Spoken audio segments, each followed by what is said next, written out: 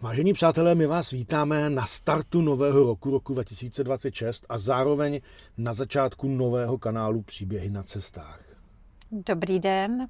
Jsme Blanka a Jakub Moravcovi a tady ten projekt jsme si dali jako vánoční dárek, protože cestujeme obytnou dodávkou a strašně rádi potkáváme obrovské množství lidí a povídáme si s nima.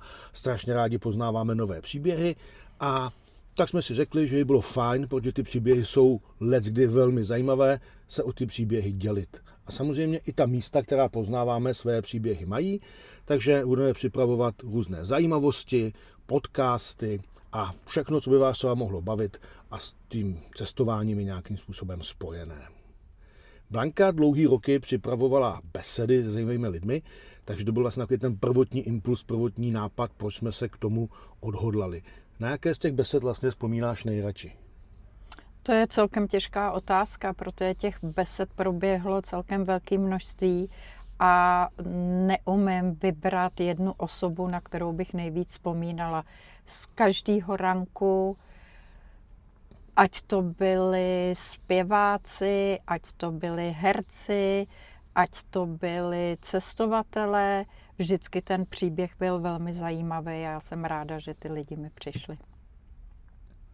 Takže uvidíme, jestli se nám podaří podobné Navázat. Zajímavé příběhy nacházet i na našich cestách. My pevně věříme, že ano, už máme nějaké připravené a postupně budeme zajímavosti i ty podcasty a rozhovory sdílet na našem novém kanálu Příběhy na cestách. Budeme strašně rádi, když nás budete sledovat, když nás budete poslouchat, když nás budete sdílet a když nám budete fandit. My jsme si to vymysleli jako takovou věc primárně pro naši radost, ale pokud tím budeme dělat radost i vám, tak to pro nás bude velké potěšení. Takže hezký nový rok a nám přejeme, ať náš projekt, který jsme si vymysleli, baví i vás. Děkujeme a nashledanou a sledujte nás. Já vám přeju všechno dobré do nového roku a těším se.